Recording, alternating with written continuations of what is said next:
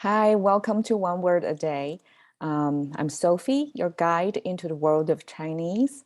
What we do here is I share with you one expression of Chinese every day, but we start from reviewing what we learned yesterday because I'm going to use one or two characters from yesterday used in today's expression. So that way you see how the same character operates in different contexts. So yesterday we learned this very heavy imagery about the blood-shedding battlefield aftermath of many bodies lying flat all over the field. It simply creates a horrible war, post-war time imagery. And we are going to use this character ye in today's word. Because yesterday we have ye as the field, the battlefield actually. And in today's expression, it's a different ye. Okay, first off, let me start with the whole word expression. 野外求生. 野外求生. It talks about survival or surviving in the wilderness. It's a contemporary expression because we can see the combination. The word used, it doesn't sound ancient to me. It's probably a contemporary use of, survival skills. So the first word, ye, means, in the previous one is battlefield, over here it means wilderness. So ye simply means it's not constructed or human habit location. Either it's a city or a village. It's not heavily human managed, run, built location. It's somewhere out there in the field, in the woods, in the wilderness. So that's yeah. It means very few humans ever been out there. So you kind of have to figure out how to survive that. Why? Why means outdoor, or like in its original meaning, it simply means out. And of course, here it means outdoor. And this word comes from the combination of two meaning makers together. So we have this structure. Xi means evening, nighttime. And this pretty simple two-stroke character actually means a complicated activity, which is to fortune tell. I don't know, like in ancient time, what device they're using, but they're fortune telling like from the beginning of the time, I guess. So if, according to some researchers, that in ancient times mostly the fortune telling activity held in daytime, in daylight. But if you do it in the nighttime, there's a sense of urgency. So it's like at nighttime, you want to tell the future what's going to happen. So you have to come up with a strategy of survival. In the nighttime, it's that kind of urgent. And that means you're facing some situation unusual. And the people use that to imply that this is something external. It's not manageable. It's out of your normal range of activity or knowledge. So that alienness we used as why. So it's not within control. It's outside control. Unknown. A lot of unknown. So that's why. 求. We have seen this word in 缘木求鱼. So in that explanation, if you want to go back, I can link it afterwards. 求 came from the fur coat. So there used to be a furs on top of that word. So it's something desirable that you want. So in this context, I translate into seek.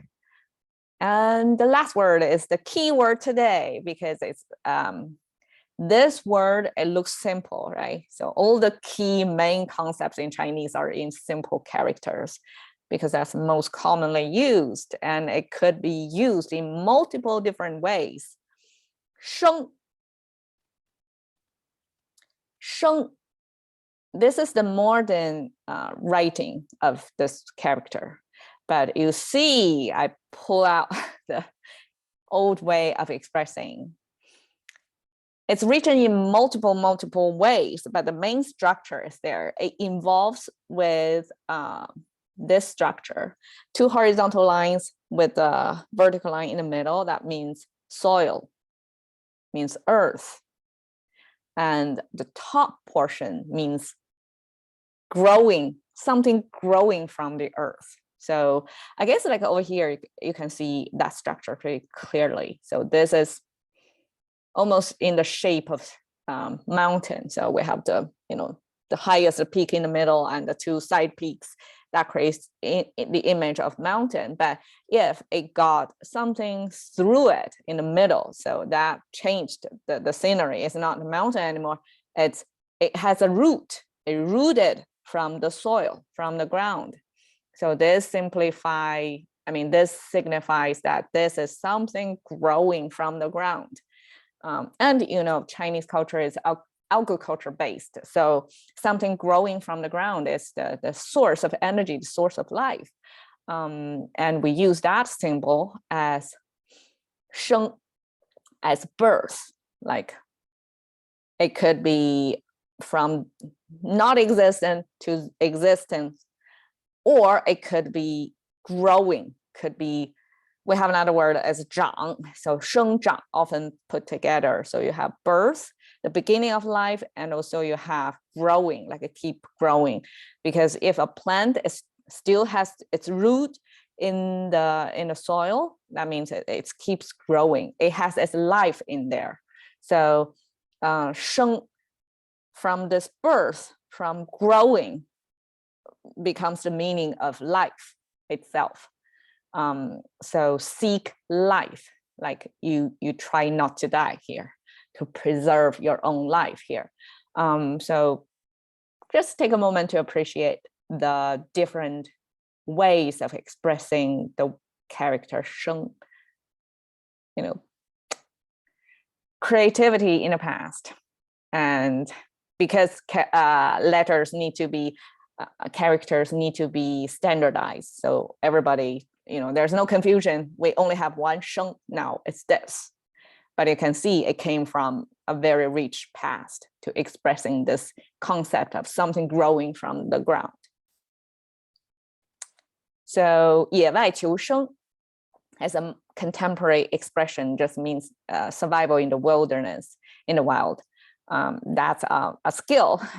That's if you want to develop that, or if you're really into the wilderness, you want to survive, to learn to survive, how you can be self-sustained, getting out of the context of human build structures, activities, societies, or ready facilities to help you survive in a civilized world. If you want to go out there and survive without all that support system, all that safety net, that's the kind of skill set here we talk about, that survive in the wild. So here is a picture of highly respected, almost like a legend. He is a legend of Xu Xiake.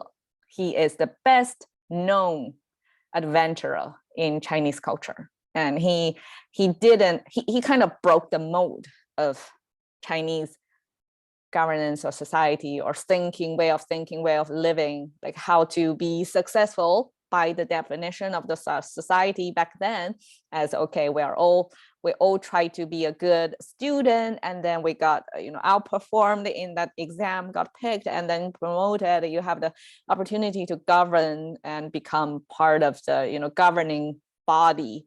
So that was the standard, the goal for the ambitious young man back then. But this adventurer thought differently, because he got great parents.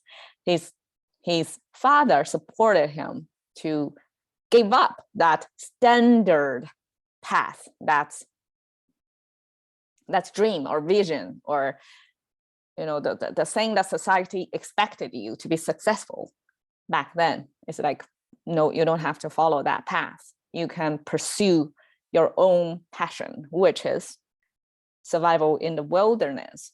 Is he likes to be in nature, to discover the unknown. That's his passion. So his father totally support that. It's like, no, you don't have to make a ton of money, become higher officials of that lifestyle. You do your own thing. So also in China, back then, there was a tradition of if your parents were still alive, you're not supposed to go far. You're supposed to stay around to be assisting, helpful, support them in their older age, so that they have their support when they need you. You were there. That's the norm. And again, his parent, in that case, is his mom, because his dad died early in his life. His mom said, no, you don't have to be around for me. I can take care of myself. And she demonstrated that by walking faster than him. It's like, see, I'm still strong. I can still walk fast. You do your thing. Don't be just, around for me. Don't live for me. Live for pursue your own dream. So his dad kind of allow him to define his own dream. And his mom freed him from these obligations back then, the standard, the norm too. It's like, go your own way. You're a free man. Don't, have to be fulfilling your duty as a son to me. No, you do your own thing. So he was able to spend years, the best time in his life, traveling throughout the China, and wrote masterpiece about his travel stories. And imagine that in the wilderness, like he got to be very skillful to figure out how to survive, how to get food, how to protect yourself, and how in time of danger, or if he was bitten by a snake or something like that, he need to know how to self-treat to survive in nature. And that's very daunting to like most of us, like living in the city, like how to even imagine yourself doing that. But he has the guts, the facility, the great parents supportive of him doing that. And he became like just one, like I couldn't think of a second well-known adventurer in Chinese culture, because he broke a lot of modes, expectations of society on the young man back then of what you are supposed to become. And he became himself like one of a kind Chinese adventurer that traveled throughout China. Its footprint, it's really like literally, at that time, there's no other way of going anywhere, right? It's only by foot and out in the nature, and left with us this rich literature about his traveling. And he, I guess, also inspired a lot of people after him, like, wow, there's an alternative. Like, you don't have to buy into the story told to you. You can do your own thing if that's your passion. And so he was truly one of a kind, highly respected traveler. His name is Xu Xiake. Sharing that with you, and it seems like travel, adventure, like nowadays, tourism, all that, it's a business, right? It's still like it creates you a vision, but are you really surviving in the wilderness? Like, that's a whole ton of skill sets and mindset to be able to experience that. And he is one of a kind. I would say, like, even put in the context of today, when worldly travel becomes such a hobby or lifestyle for so many people, he's still out there because he did that like maybe 1,000 years ago.